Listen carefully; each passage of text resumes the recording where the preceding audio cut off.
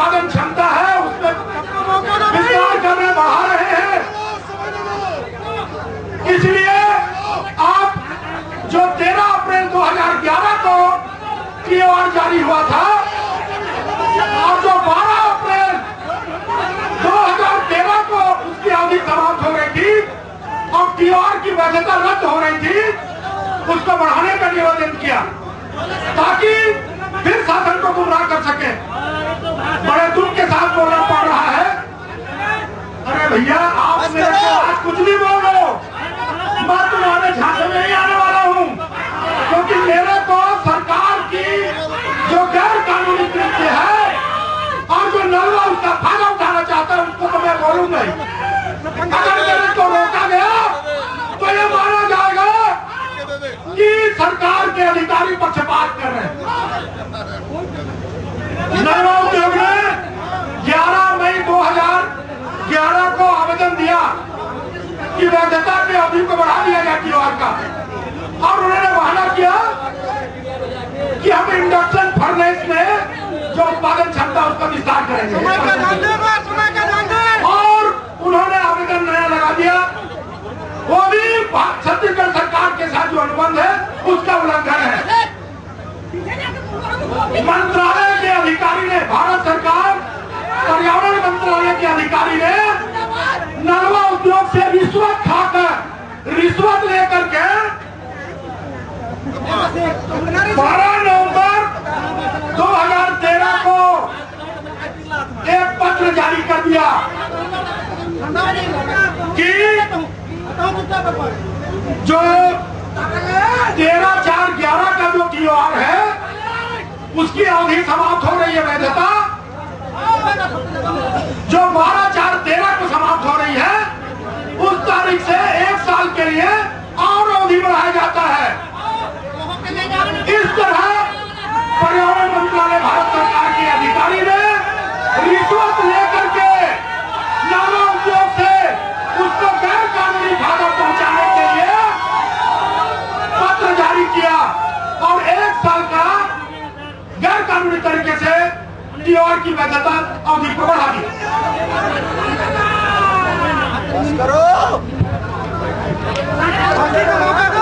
सुबह 11 बजे से लोग बोल रहे हैं, उनको नहीं रोका आपने।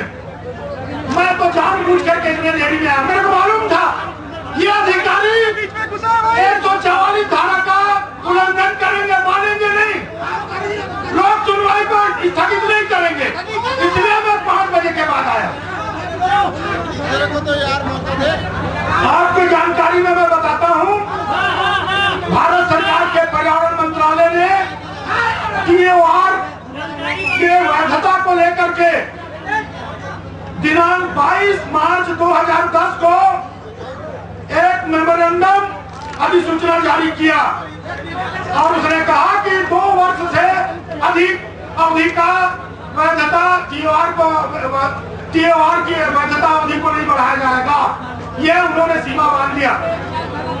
परंतु उस अधिकारी ने, जिसने नलवा उद्योग को गैर कानूनी तरीके से लाभ पहुंचाने के लिए रिश्वत लेकर के, भ्रष्टाचार करके, पर्यावरण मंत्रालय के अधिकारी ने नलवा उद्योग को लाभ पहुंचाने के लिए TOR के वैधता अवधि को 1 साल के लिए और बढ़ा दिया, जिसको लेकर के आप जन सुनवाई करा रहे हैं।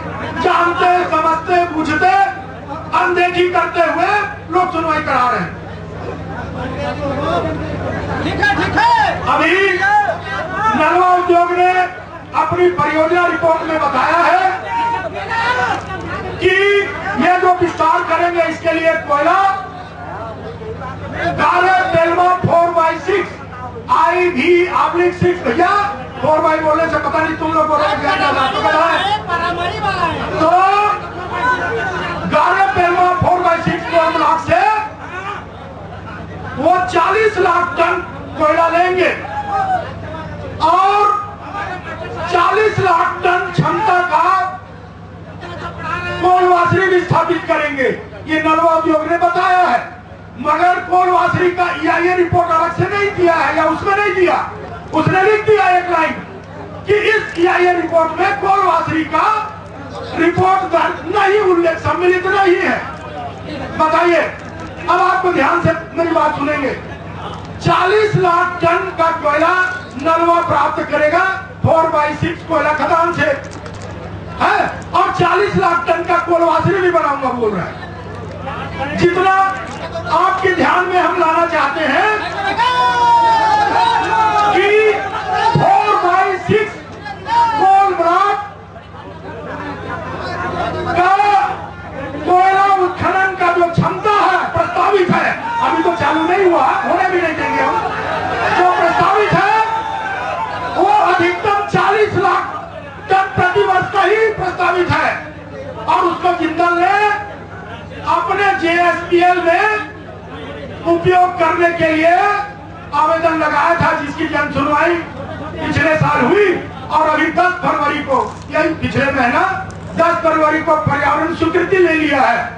भ्रष्टाचार करके पर्यावरण मंत्रालय भारत सरकार के अधिकारियों को रिश्वत दे करके 4/6 गारा-पेलवा कोल ब्लॉक की पर्यावरण स्वीकृति प्राप्त की है, और जो उसकी अधिकतम क्षमता है वार्षिक 40 लाख टन, उसको जिंदल पर्यावरण मंत्रालय ने जिंदल को कोलवासरी बनाने और उसका उपयोग करने के लिए अनुमति दी है।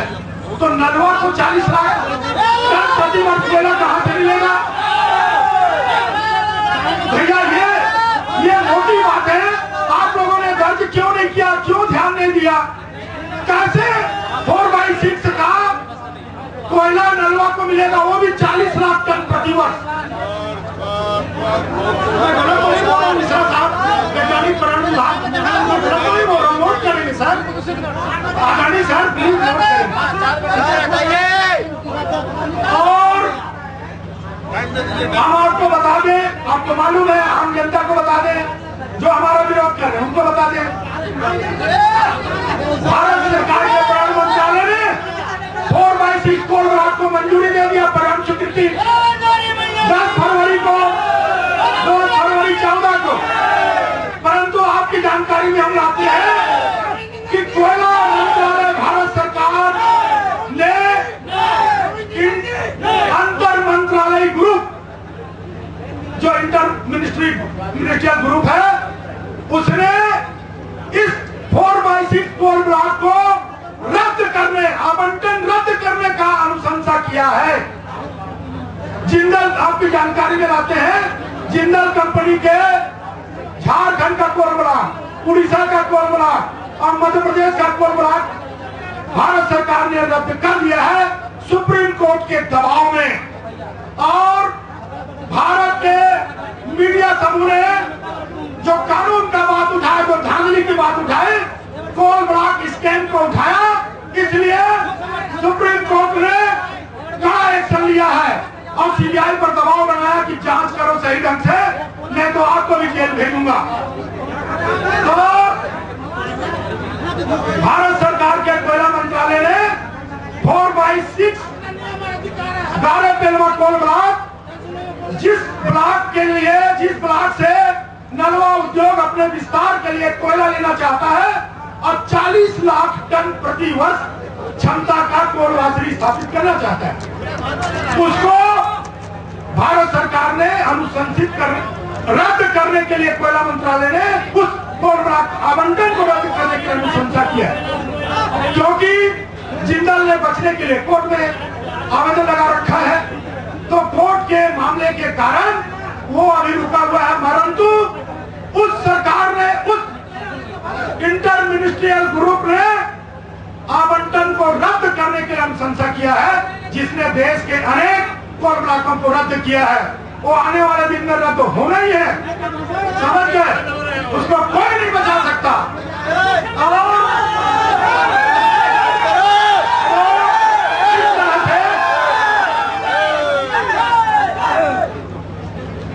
और इस तरह से कोयला, पानी, लोहा, डोलोमाइट, क्वार्जाइट, खनिज कहां से प्राप्त करेगा, इसको कोई अनुमति नहीं मिला। एक अनुमति रखा है ये कि मैं नलवा, ये जो कलवा बैराज है उसे पानी लूंगा। कलवा बैराज के लिए जिंदल का JBL Jindal power plant Karnal को भी मिला है।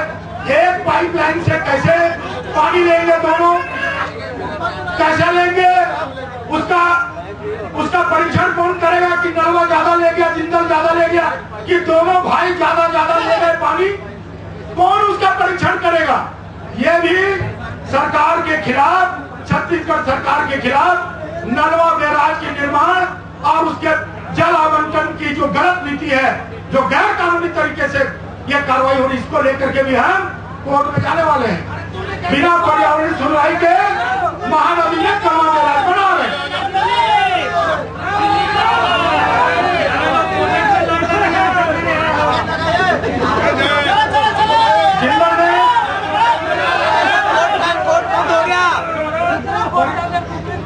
नलवा बैराज से पानी लेने का आर्डर लगा दिया। अब वो नलवा को देगा, नलवा और जिंदल कंपनी जो JSPL है और नलवा, और दोनों अलग अलग कंपनी है। जिंदल पावर प्लांट करनाल भी अलग कंपनी है। इसका निर्धारण कौन करेगा?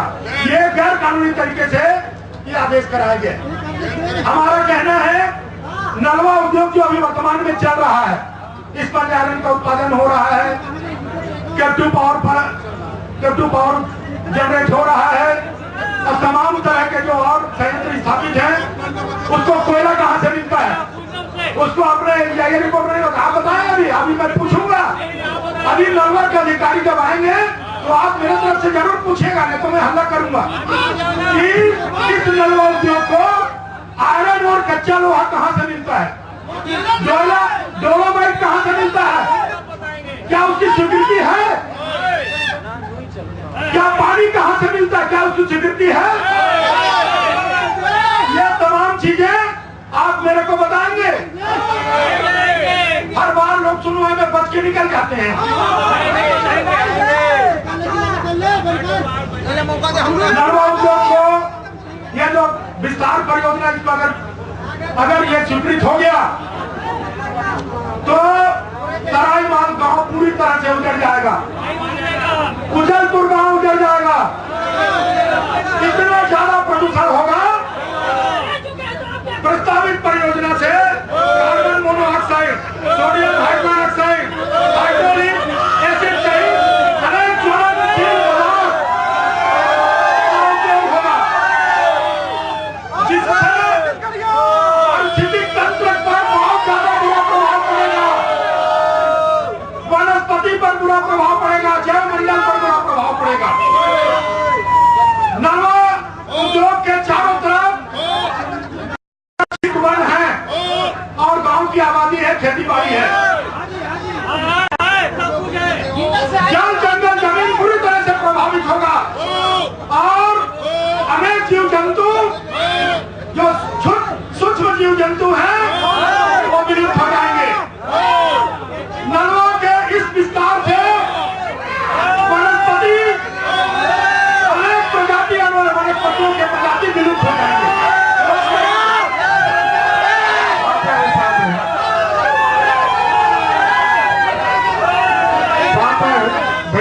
संक्षिप्त एकदम संक्षिप्त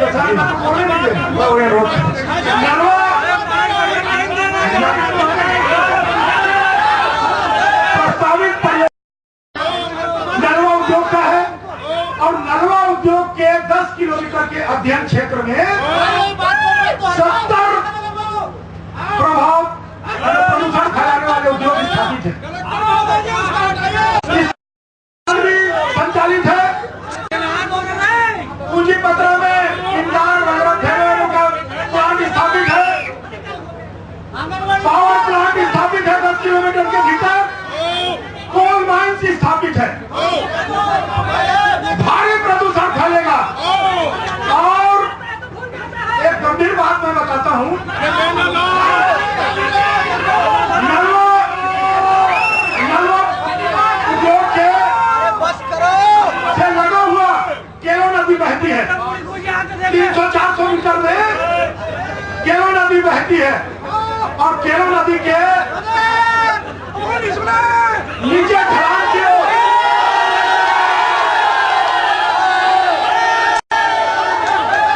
डाउन स्ट्रीम में, केलो नदी के डाउन किलोमीटर के भीतर नलवा उद्योग के 10 किलोमीटर के भीतर केले बांध निर्मित हो चुका है।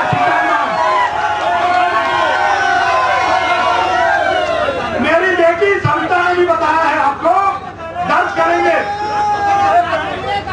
केलो सिंचाई बांध जो सरकार का बहुउद्देशीय बांध है और बृहद बांध है, वो निर्मित हो चुका है। केलो नदी के जल संरक्षण क्षेत्र में नलवा उद्योग तो स्थापित है ही, जिंदल पावर प्लांट स्थापित है, जिंदल का कोल माइंस डोंगा महुआ और सारसबाग में स्थापित है, मोनेट कंपनी का कोल माइंस स्थापित है और निको जायसवाल का कोल माइंस स्थापित है। ये तमाम कंपनी और कोल माइंस से प्रदूषण, ठोस प्रदूषण, मलबा, फ्लाई ऐश, जल प्रदूषण सब केलो नदी में बहाया जा रहा है। और नलवा उद्योग का भी प्रदूषण डायरेक्ट पीछे की ओर, नलवा उद्योग के पीछे केलो नदी रहती है, उसमें फ्लाई ऐश डंप किया जा रहा है और नलवा उद्योग के सामने नाली निकाल के नाला में बहाया जा रहा है, जो केलो नदी में मिलती है उदलपुर के अंजनी स्टील फैक्ट्री से आगे बढ़ के। तो नलवा उद्योग द्वारा भी केलो नदी में अपना प्रदूषण छोड़ा जा रहा है। लाखों टन मलबा, फ्लाई ऐश भी बहाया जा रहा है और प्रदूषित जल का उत्सर्जन किया जा रहा है। इससे केलो बांध पूरी तरह से नकारा हो जाएगा। केलो बांध से 66,000 एकड़ जमीन में सिंचाई होना है रायगढ़ जिले के। अगर इन उद्योगों का प्रदूषण जाएगा तो खेतों में सिंचाई नहीं हो सकता। और केलो परियोजना में भी प्रावधान है कि रायगढ़ शहर को 4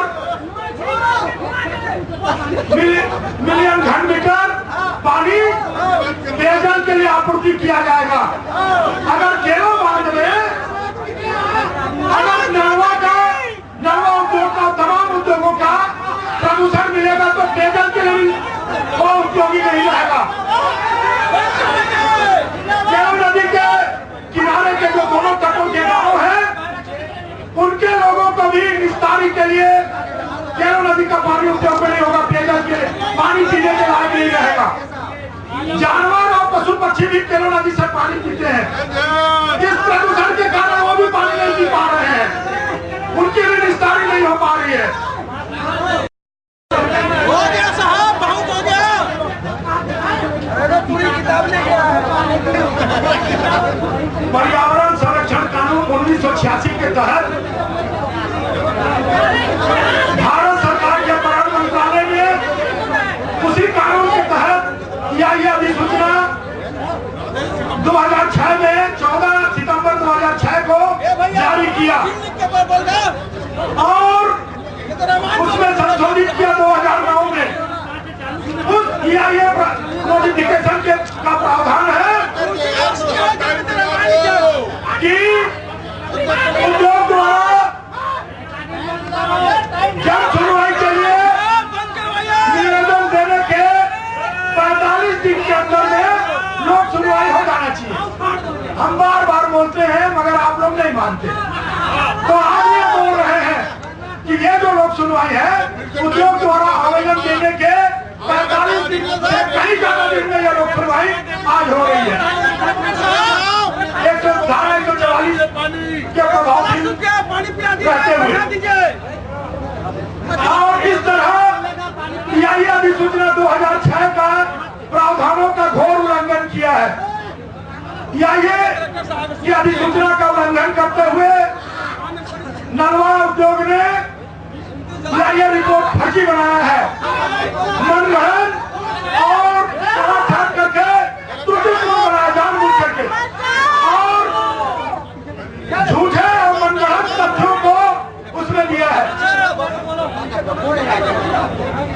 नलवा उद्योग ने सीआईए रिपोर्ट बनाने के पहले 20 मार्च से 20 जून तक 2011 को 20 मार्च 2011 से 20 जून 2011 तक उन्होंने 10 किलोमीटर के परियोजना क्षेत्र के 10 किलोमीटर क्षेत्र का अध्ययन किया, आंकड़े जुटाए। उसके बावजूद और उन्होंने अक्टूबर में उन्होंने ये रिपोर्ट पर्यावरण संरक्षण मंडल मुख्यालय रायपुर को सौंप दिया। उसके बावजूद भी सीआईए अधिसूचना का उल्लंघन करते हुए बार बार अपने विस्तार परियोजना में बदलाव करते हुए केंद्र सरकार को आवेदन लिखा और केंद्र सरकार से सीआईए के अधिसूचना के प्रावधानों का उल्लंघन करते हुए पर्यावरण मंत्रालय से टीओआर में बार बार संशोधन कराया, टीओआर के निर्देशों का पालन नहीं किया। और उसमें आपको हम बता दें, आप लोग हिंदी में जो ये रिपोर्ट आपने दिया है वो भी आधी अधूरी है, कोई एहसान नहीं किया है नलवा उद्योग ने। ये अधिसूचना ये भी प्रावधान है कि क्षेत्रीय भाषा में ये अधिसूचना ये रिपोर्ट देना चाहिए। उड़ीसा में जाइए, पूरा उड़िया में भी पूरा रिपोर्ट उड़िया में रहता है। बंगाल में जाइए, पूरा रिपोर्ट बंगाली में रहेगा। अगर नहीं रहेगा तो लोग सुनवाई होने नहीं देंगे, प्रधान अधिकारी को गिरफ्तार कर लेंगे। वहां की पुलिस भी कार्रवाई करती है प्रधान अधिकारी पर।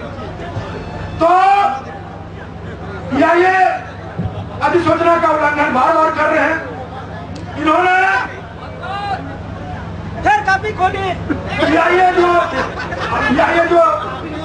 रिपोर्ट बनाने के लिए जो टीआर जारी हुआ 13 अप्रैल 2011 में, उसमें स्पष्ट उल्लेख है, निर्देश है कि ये रिपोर्ट का जो ऑल मटेरियल है, पूरी सामग्री वो क्षेत्रीय भाषा में रीजनल लैंग्वेज में भी होना चाहिए।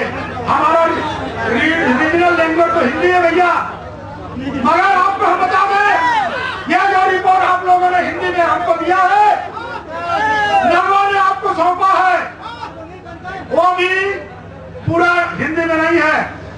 जो नोटिफिकेशन है, जो तमाम मटेरियल है वो अंग्रेजी में है। और इस तरह ये नोटिफिकेशन और टीआर का ही उल्लंघन नहीं किया। नलवा उद्योग ने छत्तीसगढ़ सरकार के प्रावधानों का भी उल्लंघन किया, छत्तीसगढ़ के लोगों के साथ भी धोखा किया है। और ये अंग्रेजी ने ये रिपोर्ट सौंप दिया। आगे से प्रधान अधिकारी इस बात का ध्यान रखेंगे, अगर हिंदी में ये हो तो हम और ज्यादा मटेरियल निकाल सकते हैं, कंपनियों के भ्रष्टाचार को, धांधली को और उजागर कर सकते हैं। हिंदी भाषी है भाई साहब, क्या करें, अंग्रेजी को समझने में 1 महीना लगता है। आपको मैं बता देता हूँ, रायगढ़ के कॉलेज के अंग्रेजी के प्रोफेसर भी इस सीआईए रिपोर्ट को नहीं पढ़ने जानते। मैं गया हूँ कई लोगों के पास, वो भी नहीं जानते अंग्रेजी।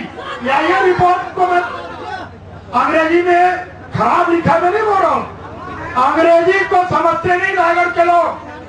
मेरा दावा है, क्षमा मांगते हुए बोल रहा हूँ, हमारे पर्यावरण अधिकारी भी अंग्रेजी ठीक से नहीं जानते, इसलिए इस रिपोर्ट को पढ़ नहीं पाते हैं और कंपनियों को भेजा लाभ दिलाते हैं।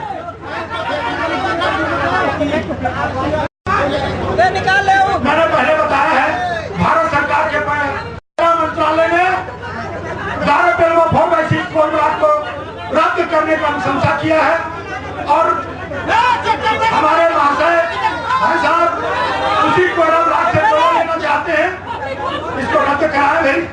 ये गलत है, बहुत से बातें हैं मैं और बोलना चाहता हूँ मगर आपका लिहाज करता हूँ, छोड़ता हूँ। और मेरी जो रिपोर्ट है ना उसको तो मेरे को मिल गया, पॉजिटिव पढ़िएगा। और एक कंपनी महाशय को भी, हमारे राणा साहब को भी दिखाएं।